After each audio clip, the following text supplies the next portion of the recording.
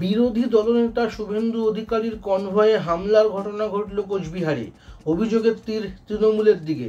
শুভেন্দুর গাড়িতে ভাঙচুর চালানো হয়। শুধু তাই নয়, তার কনভয়ে থাকা একটি পুলিশের গাড়ির উপর হামলা চালিয়েছে।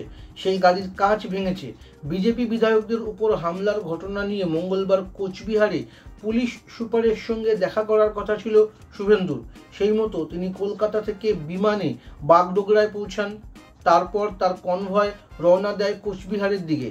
বেলা 12:35 নাগাদ তার কনভয় কোচবিহারের খাগড়াবাড়ি এলাকায় পৌঁছাতেই বিশৃঙ্খলা সৃষ্টি হয় বলে জানা যায়। মঙ্গলবার কোচবিহারের পুলিশ সুপারের অফিস ঘেরাওয়ের কর্মসূচি ছিল বিজেপির। সেই কর্মসূচিতে যোগ দিতেই কোচবিহারে যান শুভেন্দু। তার কনভয় খাগড়াবাড়ি চৌকিতে পৌঁছতেই পরিস্থিতি বদলে যায়। ওই এলাকায় আগে থেকেই বেশ কিছু লোক জমায়েত করেছিলেন। তাদের হাতে ছিল তৃণমূলের পতাকা, কারো কারো হাতে আবার কালো পতাকাও। শুভেন্দুর কনভয় খাগড়াবাড়ি চৌপতিতে পৌঁছতেই তারা বিক্ষোভ দেখাতে শুরু করেন। ওঠে গো ব্যাক স্লোগানও। অভিযোগ, সেই সময়ই ওই জমায়েত থেকে শুভেন্দুর গাড়ি লক্ষ্য করে জুতো ছোড়া হয়। শুধু তাই নয়, দলীয় পতাকার লাঠি দিয়ে গাড়ির কাঁচ ভাঙা হয়।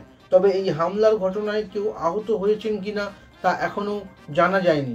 এই হামলার প্রসঙ্গে শুভেন্দু বলেন, আমি যে গাড়িতে ছিলাম সেই গাড়িতে ভাঙচুর করা হয়। আমাকে প্রাণে মারার জন্যই এই হামলা হয়েছে। তাকে খুন করার পরিকল্পনা করেছেন উত্তরবঙ্গ উন্নয়ন মন্ত্রী উদয়ন গুহ, এমনই দাবি করলেন শুভেন্দু অধিকারী।